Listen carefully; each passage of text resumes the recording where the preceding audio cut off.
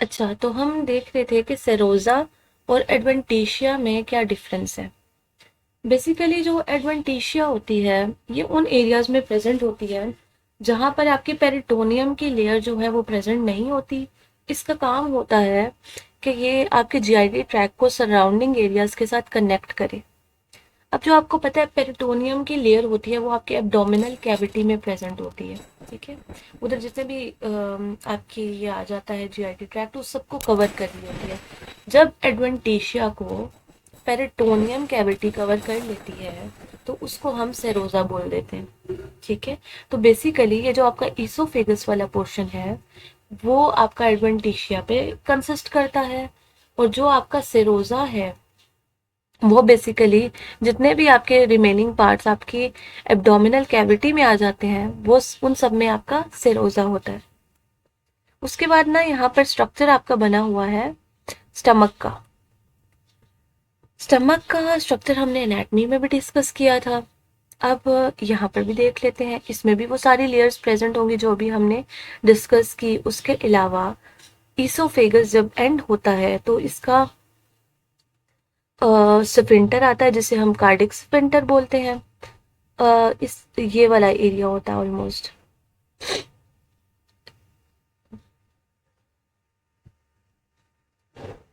ये वाला पोर्शन, इसको यहाँ पर होता है आपका कार्डिक स्फिंक्टर। ये आ गया आपका फंडस, फिर आ जाती है उसकी पूरी body, body of stomach. Body of stomach के बाद आपका क्या आ जाता है, उसके बाद आपका ये वाला जो रीजन है पाइलोरिक रीजन है, और ये वाला जो स्फिंक्टर है इसे हम बोलते हैं, ये गेटवे, इसे हम बोलते हैं पाइलोरिक स्फिंक्टर। उसके बाद आपकी ड्यूडेनम स्टार्ट हो जाती है जो कि आपका स्मॉल इंटेस्टाइन का पार्ट है।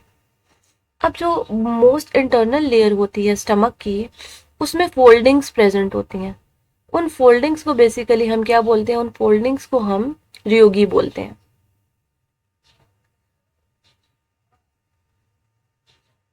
अच्छा, ये सारा आपका किसका था, ये सारा आपका आ गया आपके स्टमक से रिलेटेड। अब जो है, अब हम स्टार्ट करते हैं अपनी फिजियोलॉजी की तरफ मूव करते हैं और देखते हैं कि कैसे swallowing का प्रोसेस होता है, कैसे हम फूड को लेते हैं, कैसे वो बोलस में कन्वर्ट होता है, कहाँ पर बोलस आपका काइम में कन्वर्ट होता है, और कैसे ये सारी मूवमेंट अक्रॉस द जीआईटी हो रही होती है। सबसे पहले आपका आ जाता है स्वॉलोविंग, जिसे हम डेग्लूटिशन भी बोलते हैं। ये कौन सा प्रोसेस है, ये ऐसा प्रोसेस है जिसके थ्रू हम फूड को माउथ से पास पास ऑन करते हैं। वो ओरोफेरिक्स में जाता है और देन वो एसोफेगस में एंटर करता है एंड लास्टली वो स्टमक में चला जाता है। बेसिकली जो स्वॉलोइंग का प्रोसेस है उसकी 3 स्टेजेस हैं। सबसे पहले आपकी स्टेज आती है बकल और oral stage, then pharyngeal stage, afterwards oesophageal stage. जो फर्स्ट स्टेज है वो वॉलेंट्री होती है, वो आप खुद कंट्रोल करते हैं। जब वो फेरिक्स पे आपका ये जो जो भी आप फूड लेते हैं वो पहुंच जाता है, उसके बाद आपकी सारी इनवॉलेंट्री स्टेज शुरू हो जाती है। मतलब वो सारा प्रोसेस ऑटोमेटिकली होता है। जो swallowing के प्रोसेस को कंट्रोल करते हैं वो आपके ब्रेन के जो 2 रीजन है मेड्यूला ऑब्लोंगेटा और पोन्स, वो कंट्रोल करते हैं। तो सबसे पहले ओरल स्टेज को देख लेते हैं। ओरल स्टेज में आपने फूड ली, उसमें आपने च्यू किया उसे, उसमें कौन कौन सी चीजें इन्वॉल्व है, आपके टीथ इन्वॉल्व है, आपकी टंग इन्वॉल्व है। अब ये अच्छी तरह च्यू करने के बाद आपका एक मैस सा बन जाता है जिसे आप बैकवर्ड की तरफ मूव करवाते हैं with the help of tongue. तो ये जो मूव करवा रहे हैं ये बेसिकली किस में आता है, ये वॉलंटरी कंट्रोल में आता है। ठीक है, और जो फूड, अब वो जो फूड मिक्स होने के बाद, च्यू होने के बाद आपकी बन जाती है, उसे हम बोलस बोल देते हैं। अब ये जो बोलस है ये आगे फेरिक्स में एंटर करता है। कौन से पार्ट्स ऑफ फेरिक में, ओरोफेरिक्स में, और आपकी फेरेंजियल स्टेट स्टार्ट हो जाती है। इसमें क्या होगा, आपका जो बोलस है वो बेसिकली फेरिक से होता हुआ कहाँ जाएगा, आपके ईसोफेगस में एंटर करेगा। और इसी प्रोसेस को बेसिकली हम क्या बोलते हैं, इसी प्रोसेस को बेसिकली हम बोलते हैं स्वॉलोइंग। अब जो है ये फेरिक्स के साथ साथ जो आपके टॉन्सिलर पिलर्स हैं उनको भी ये क्रॉस करते हैं। उसके बाद आपकी आ जाती है थर्ड स्टेज जिसे हम ईसोफेजियल स्टेज भी बोलते हैं, जिसमें आपका बोलस एंटर करता है ईसोफेगस में, और फिर उसके बाद टू टाइप्स ऑफ मूवमेंट के बेसिस पर ये आगे आपका ईसोफेगस से पास होता होता आपके स्टमक में एंटर करता है। ये सारी जो है इनवॉलेंट्री होता है प्रोसेस, ये ऑटोमेटिकली हो रहा होता है। अब वो जो दो मूवमेंट्स हैं वो कौन कौन सी हैं, एक आपकी आती है प्राइमरी पेरिस्टालिसिस, एक आ जाती है आपकी सेकेंडरी पेरिस्टालिसिस। बेसिकली पेरिस्टालिटिक मूवमेंट एक वेव है, वेव ऑफ मूवमेंट है जो कि आपके थ्रू आउट द जीआईटी होती रहती है। ठीक है, ये क्या करती है, ये हेल्प आउट करती है फूड की मूवमेंट में। ऑलमोस्ट अगर हम बात करें फेरिक से स्टमक तक तो इसे जाने में ऑलमोस्ट 8 to 10 सेकेंड्स लगते हैं। अच्छा, अब इसमें under the action of gravity भी एक तो आपका मूवमेंट हो रही है आपके फूड की, सेकेंडली जो है आपकी कॉन्ट्रैक्शन और रिलैक्सेशन ऑफ मसल्स की वजह से ये मूवमेंट जनरेट होती है। हमने पढ़ी थी ना लेयर्स, और उसमें हमने पढ़े थे कि जो आपकी मस्कुलरिस लेयर होती है उसमें आपके सर्कुलर और लॉन्गिट्यूडनल मसल्स होते हैं। अब बेसिकली वही सर्कुलर और लॉन्गिट्यूडनल मसल्स क्या होते हैं, कॉन्ट्रैक्ट और रिलैक्स होते हैं, और उसकी बेसिस पे एक वेव से जनरेट होती है, एक पैटर्न सा। अभी यहाँ पर आगे ना आपका पिक्चर भी बनी हुई है, वो मैं आपको दिखा देती हूँ। ये आपकी पेरिस्टालिटिक वेव है। लेट्स से कि ये जो आपका रीजन है, ये वाला आप, चले हम इस छोटे से रीजन को कंसिडर कर लेते हैं। अब यहाँ पर स्मूथ मसल्स भी प्रेजेंट होंगे, यहाँ पर लॉन्गिट्यूडनल मसल्स भी प्रेजेंट होंगे। ठीक है, अब कुछ एरिया में आपकी क्या होते हैं, जो मसल्स हैं वो कॉन्ट्रैक्ट करते हैं, और दूसरे एरिया में क्या होता है, फूड प्रेजेंट होता है, वो वाली जगह जो होती है वो रिलैक्स कर रही होती है, और उसके फॉरवर्ड भी आपकी कॉन्ट्रैक्शन चल रही होती है। अब वो जो पीछे से जो फूड के बैक साइड पे कॉन्ट्रैक्शन होती है मसल्स की, बेसिकली उस कॉन्ट्रैक्शन से क्या होता है, उस कॉन्ट्रैक्शन की वजह से फूड जो है आपका फॉरवर्ड मूव करता है। अब वो फॉरवर्ड मूव करता है, जो जिस एरिया में वो मूव करता है वहां पर क्या होगा, वहां पर मसल्स की रिलैक्सेशन हो जाएगी, और फिर यही होगा कि उसके फ्रंट पे और बैक पे कॉन्ट्रैक्शन हो जाएगी। और इसी मूवमेंट की बेसिस पे क्या होता है, इसी मूवमेंट की बेसिस पे बेसिकली आपका ये जितना भी फूड है वो आपके जीआईटी ट्रैक से मूव करता है। अच्छा, अब हम देख लेते हैं फर्दर इसे। अच्छा, एक और बात यह है कि जब आप स्टैंडिंग पोजीशन में होते हैं तो पहले हम कह रहे थे 8 to 10 सेकेंड्स लगते हैं फूड को ईसोफेगस से स्टमक में आने के, लेकिन जब आप स्टैंडिंग पोजीशन में होते हैं तो ग्रेविटी की वजह से वो फैसिलिटेट हो जाता है प्रोसेस, और आपको 5 to 8 सेकेंड्स लगते हैं। उसके बाद आ जाते हैं सेकेंडरी पेरिस्टालिसिस में।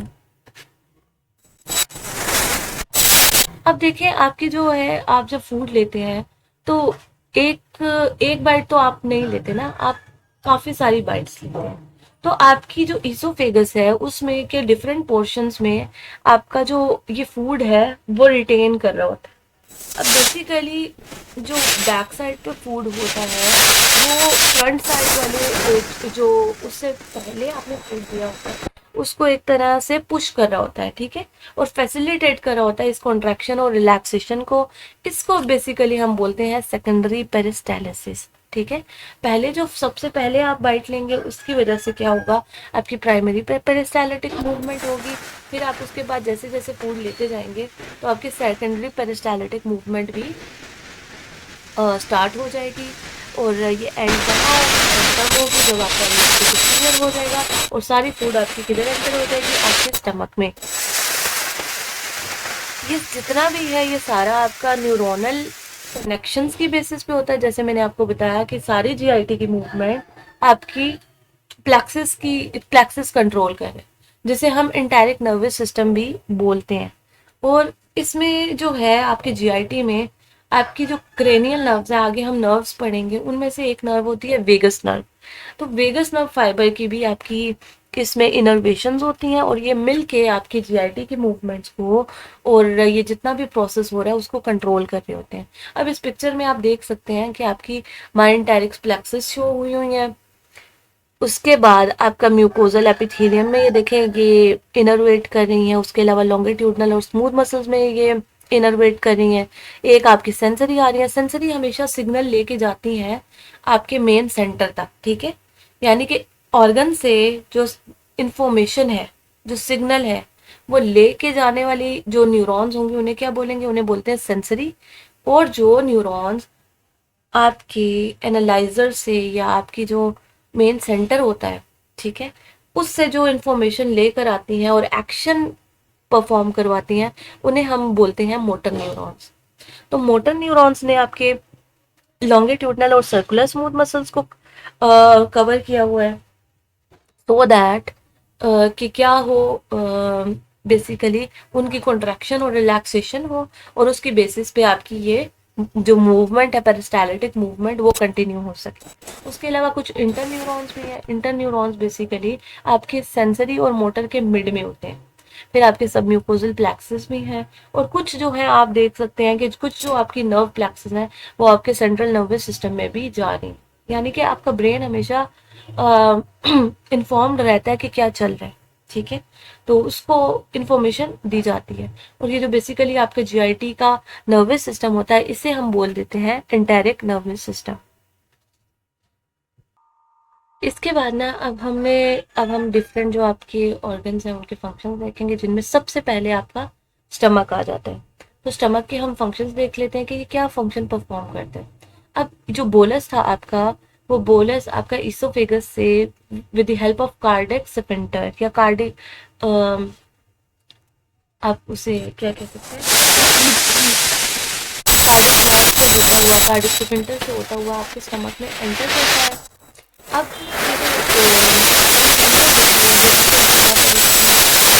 ये जो स्टमक की सिक्रीशंस है उनके साथ मिक्सिंग होती है।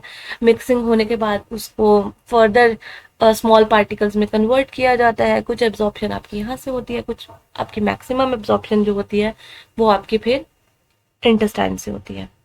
अच्छा, इसकी हमने डिस्कस किया था कि फंडस होती है, बॉडी होती है, पाइलोरिक रीजन होता है।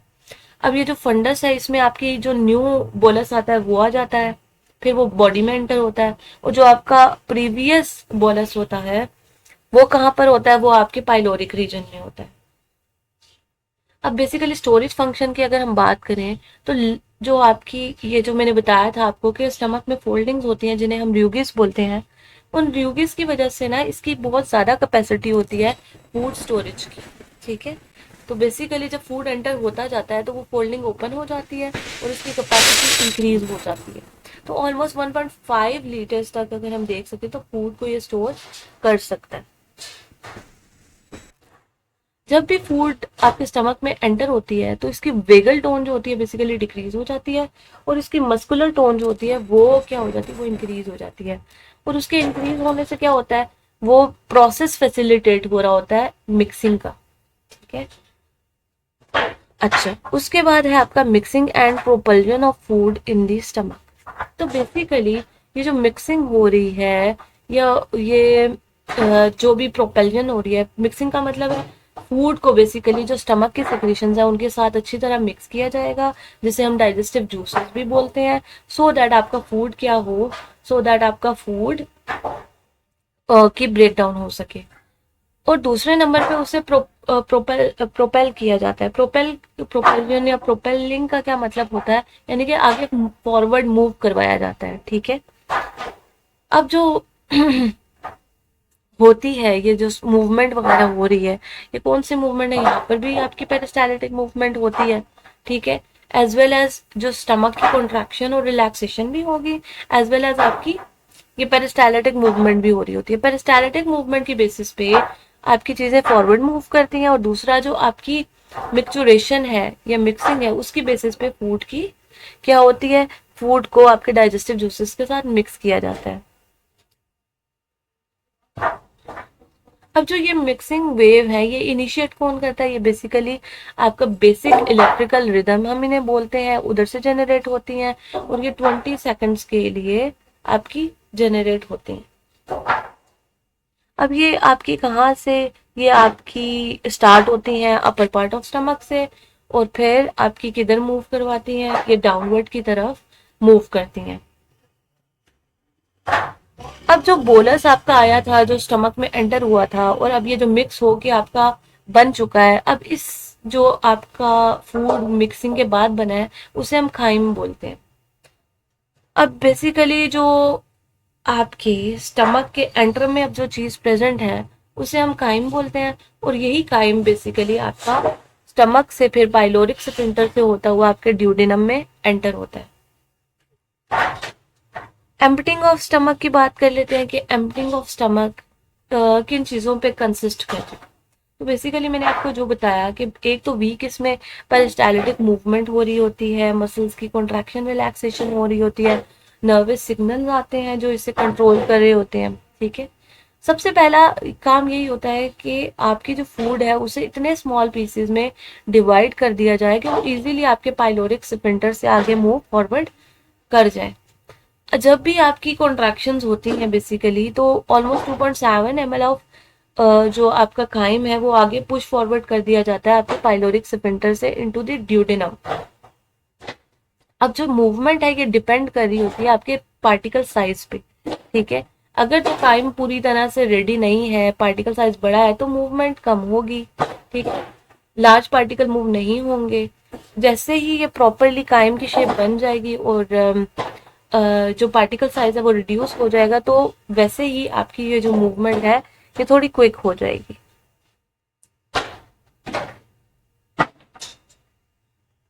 अब ये जो रेगुलेशन करता है इस सब प्रोसेस की, वो आपके नर्व्स करते हैं और हार्मोन करता है। नर्वस सिग्नल जो हमने अब बताया कि आपके इंटेरिक नर्वस सिस्टम जो भी प्रेजेंट है वो प्लेक्सस वगैरह वो कंट्रोल करती हैं। सेकंड में आपका जो गैस्ट्रिन हार्मोन है वो बेसिकली क्या करता है, वो रिस्पॉन्सिबल होता है ये जो गैस्ट्रिक एम्पटिंग है इसमें। ये भी बेसिकली स्टमक की लाइनिंग से रिलीज होता है और ये प्रोसेसिंग वगैरह में हेल्प आउट करता है। ये जो दोनों चीजें हैं, नर्व सिग्नल और गैस्ट्रिन, ये दोनों हेल्प करते हैं काइम की मूवमेंट में और गैस्ट्रिक एम्पटिंग में। उसके बाद आपका स्टमक का रोल आ जाता है सिक्रेटरी रोल। तो बेसिकली स्टमक की लाइनिंग में बहुत सारे सेल्स प्रेजेंट होते हैं और वो sales different enzymes, different juices secrete करते हैं। वो अभी हम डिस्कस करेंगे कि वो कौन कौन से सेल्स हैं और वो कौन कौन सी चीजें रिलीज कर रहे हैं। उसके बाद आपका आ जाता है एंटीसेप्टिक फंक्शंस। तो उन्हीं जूसेस में से और उन्हीं सिक्रेशंस में से जो आपके कुछ पेराइटल सेल्स होते हैं जिन्हें ऑक्जेंटिक सेल्स भी बोलते हैं, वो क्या रिलीज करते हैं, वो आपका HCl रिलीज करते हैं जिसे हम हाइड्रोक्लोरिक एसिड भी बोलते हैं। और ये एसिड जो है बेसिकली एंटीसेप्टिक रोल भी प्ले करता है। और जो आप अगर कोई माइक्रोब ले लेते हैं अपने फूड के थ्रू, उसकी किलिंग में हेल्प रोल प्ले करता है और हेल्प करता है। उसके बाद आपका आ जाता है डाइजेस्टिव फंक्शन। तो बेसिकली ये हाइड्रोक्लोरिक एसिड ही है, उसके अलावा बहुत सारे एंजाइम्स हैं जो आपका स्टमक रिलीज करता है, जो कि फूड को डाइजेस्ट करने में रोल प्ले करते हैं। और स्पेशली जो आपकी फूड में प्रोटीन पोर्शन है वो बेसिकली आपके कहाँ पर डाइजेस्ट होता है, आपके स्टमक में डाइजेस्ट होता है। ठीक है, और उसे बेसिकली आपके पेप्टोन्स वगैरह में कन्वर्ट कर दिया जाता है। उसके अलावा जो आपकी गैस्ट्रिक रेनिन है जो मिल्क को कोगुलेट करती है वो भी होती है। उसके अलावा गैस्ट्रिक लाइपेजेस भी होते हैं समवट। और ये सारा जो प्रोसेस है ये बेसिकली आपके कहाँ हो रहा है, आपके स्टमक में हो रहा है। उसके बाद आपकी है एब्जॉर्प्शन। तो एब्जॉर्प्शन में आपका वाटर, ग्लूकोज, अल्कोहल, ये जो है चीजें ये सारी क्या करती हैं, ये आपके स्टमक से एब्जॉर्ब होती हैं। उसके अलावा आपके जो पेराइटल सेल्स हैं वो इंट्रिंसिक फैक्टर भी रिलीज करते हैं, और वो जो इंट्रिंसिक फैक्टर रिलीज करते हैं वो बेसिकली रोल प्ले करता है विटामिन B12 के एब्जॉर्प्शन में फ्रॉम द इंटेस्टाइन्स। ठीक है, अगर इंट्रिंसिक फैक्टर नहीं होगा तो आपकी विटामिन B12 की एब्जॉर्प्शन नहीं होगी और आपको परनिशियस एनीमिया हो जाएगा। ये हमने ब्लड वाले चैप्टर में डिस्कस किया था। उसके बाद है एक्सक्रीटरी रोल। तो कुछ अमाउंट ऑफ टॉक्सिन्स जो आपकी बॉडी में एक्सेसिव अमाउंट में कोई भी केमिकल्स प्रेजेंट होते हैं उनको भी ये एक्सक्रीट आउट करता है, जिनमें आपका यूरिया आ जाता है, सर्टेन एल्कलाइड्स आ जाते हैं, जिनमें आपकी ड्रग की बात करें तो मॉर्फिन आ जाती है। तो ये बेसिकली कहाँ से एक्सक्रीट होते हैं? ये एक्सक्रीट होते हैं आपकी स्टमक से। अब हम ना एक बार देख लेते हैं कि स्टमक के कौन कौन से सेल्स हैं जो पर्टिकुलर सिक्रीशंस सिक्रीट आउट कर रहे हैं। अच्छा, अब यहाँ पर जो है ये शो किया हुआ है आपके डिफरेंट जो आपकी स्टमक में सेल्स प्रेजेंट होते हैं और उनकी सिक्रीशंस। सबसे पहले अगर हम म्यूकस सेल्स को देख लें जो कि आपके नेक पे प्रेजेंट हैं, तो वो आपके क्या सिक्रेट करते हैं? वो आपका म्यूकस सिक्रेट करते हैं। म्यूकस किस में रोल प्ले करता है? बेसिकली प्रोटेक्ट करता है। किससे प्रोटेक्ट करता है? जो एसिड आपकी स्टमक रिलीज करता है उससे उसकी वॉल्स को प्रोटेक्ट करता है। क्योंकि अगर तो ये म्यूकस ना हो और डायरेक्टली कांटेक्ट में आ जाए HCl आपकी वॉल से, तो आपकी वॉल्स में क्या होता है? वॉल्स के सेल डैमेज होना शुरू हो जाते हैं और आपको बेसिकली कंडीशन हो जाती है जिसे हम बोलते हैं अल्सर्स। ठीक है, तो अल्सर्स में बेसिकली यही होता है कि आपकी ये जो लाइनिंग है ये डैमेज हो जाती है। उसके अलावा जो ये म्यूकस नेक सेल्स हैं ये बाइकार्बोनेट आयन भी रिलीज करते हैं। देन आपके आ जाते हैं parietal cells. Parietal cells basically आपका स्टमक का एसिड, HCl, इंट्रिंसिक फैक्टर, ये जो चीजें हैं ये क्या कौन रिलीज करते हैं? आपके पेराइटल सेल्स। उसके बाद आ जाते हैं एंटीरोक्रोमैफिन लाइक सेल्स। एंटीरोक्रोमैफिन लाइक सेल्स ये आपका हिस्टामिन रिलीज करते हैं और ये हिस्टामिन बेसिकली ये जो पेराइटल सेल्स होते हैं ना इनके ऊपर हिस्टामिन रिसेप्टर्स प्रेजेंट होते हैं। ये बेसिकली जब हिस्टामिन उन पे जाके बाइंड करता है तो फिर एसिड वहां से रिलीज होता है, अदरवाइज नहीं होता। तो बेसिकली ये क्या करता है? स्टिम्युलेट करता है एसिड के प्रोडक्शन को। उसके बाद आ जाते हैं चीफ सेल्स जो कि आपके गैस्ट्रिक लाइपेजेस और आपके पेप्सिन्स को रिलीज करता है। बेसिकली आपका जो ये सेल रिलीज करते हैं वो होता है पेप्सिनोजेन। पेप्सिनोजेन फिर बाद में ये एसिड की प्रेजेंस में पेप्सिन में कन्वर्ट हो जाता है और अपना एक्शन परफॉर्म करता है। ये बेसिकली प्रोटीन के डाइजेशन में रोल प्ले करता है। ये आपके प्रोटीन को पेप्टोन्स वगैरह में कन्वर्ट करता है, देन इनटू अमीनो एसिड्स। उसके बाद गैस्ट्रिक लाइपेजेस जो है बेसिकली ये क्या करते हैं? ये आपकी लिपिड डाइजेशन में रोल प्ले करते हैं। उसके बाद आपका आ जाता है डी सेल्स। डी सेल्स जो है आपके सोमेटोस्टेटिन जो है हार्मोन उसकी प्रोडक्शन करवाते हैं। अब देखिए जब आपके स्टमक में एसिड अच्छी क्वांटिटी में रिलीज हो जाता है, फूड प्रोसेसिंग हो जाती है, तो पेराइटल सेल को बेसिकली ये जो सोमेटोस्टेटिन है ये ऑर्डर देता है कि अब और एसिड की प्रोडक्शन की जरूरत नहीं है और उस प्रोडक्शन को स्टॉप करवाता है। ठीक है, ये बेसिकली हार्मोन है। उसी तरह जी सेल्स हैं, वो क्या रिलीज करें? वो गैस्ट्रिन रिलीज करें और गैस्ट्रिन भी एक हार्मोन है। ठीक है, और ये क्या करता है? ये स्टिम्युलेट करता है एसिड की प्रोडक्शन को।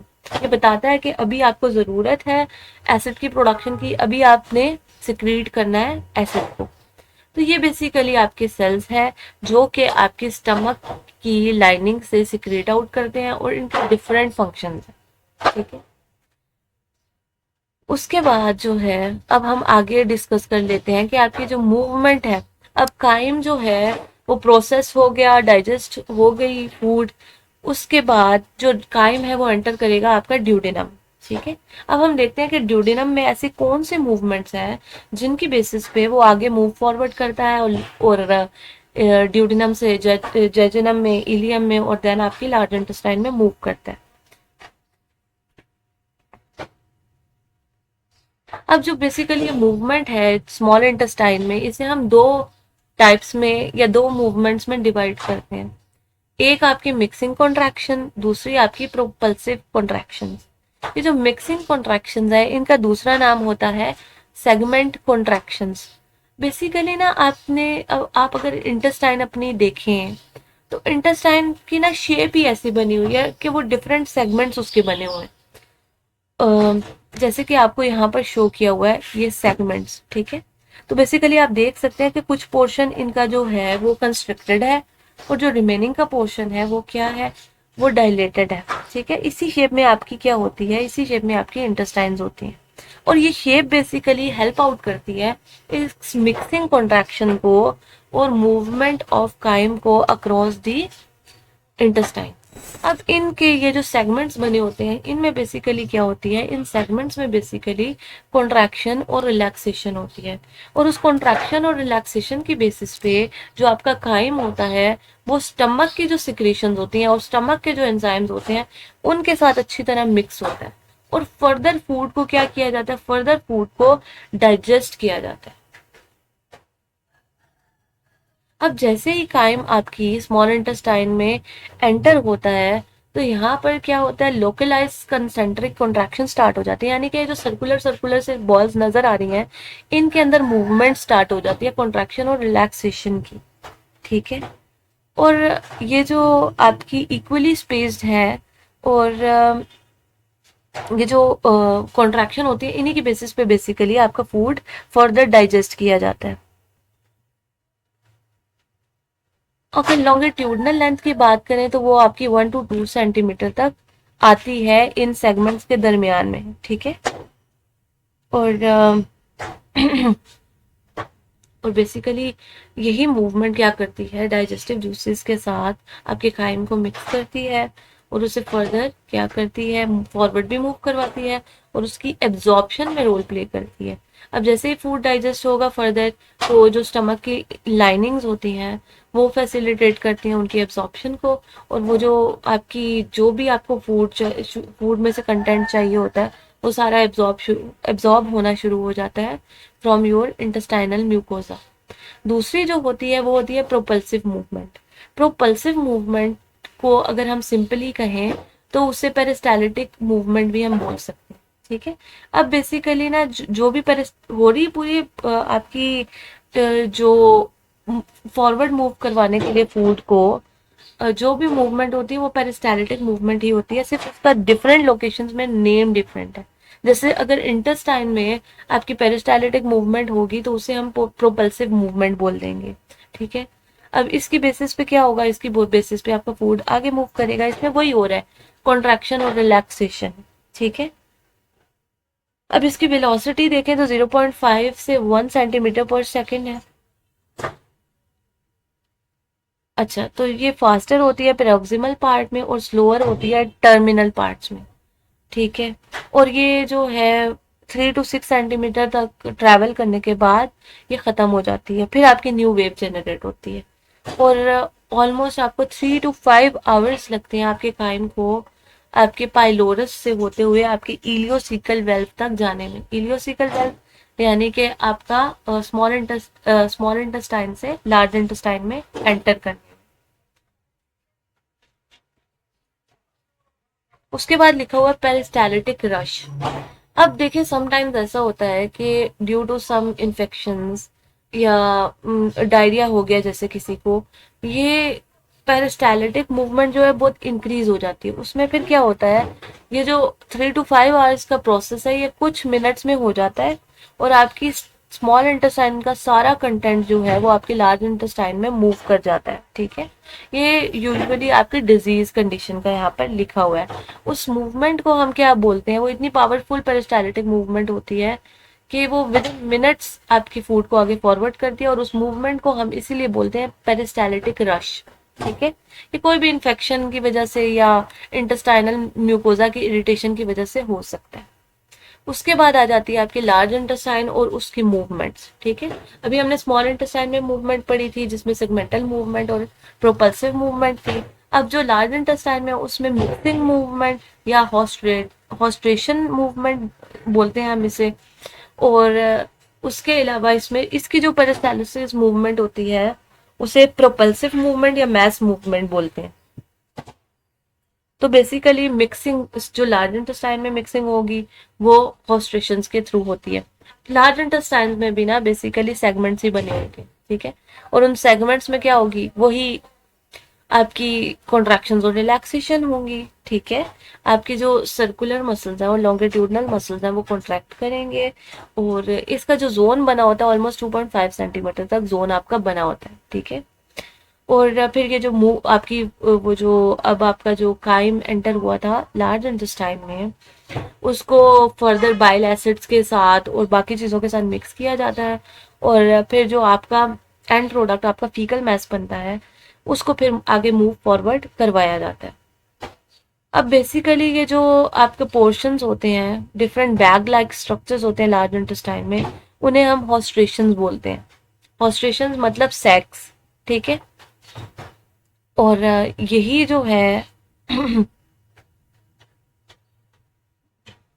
ये जो इनमें कॉन्ट्रैक्शंस होती हैं, ये 30 सेकेंड्स के बाद आपकी पीक पे पहुंच जाती हैं, और फिर उसके बाद 60 सेकेंड्स तक ये डिसअपियर हो जाती हैं। इसी तरह ये मिक्सिंग मूवमेंट होती रहती है, और आपकी जो फीकल मैस है उसकी प्रिपरेशन होती है। उसके बाद आपका है पेरिस्टालिसिस या प्रोपल्सिव और मैस मूवमेंट।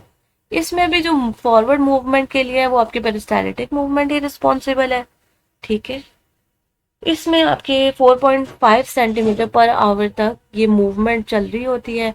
आपको 45 टू 48 आवर्स लगते हैं आपके काइम को ट्रैवल करने में through the entire length of colon, ठीक है। पूरे कोलॉन से मूव करने में उसे 45 टू 48 आवर्स लगते हैं।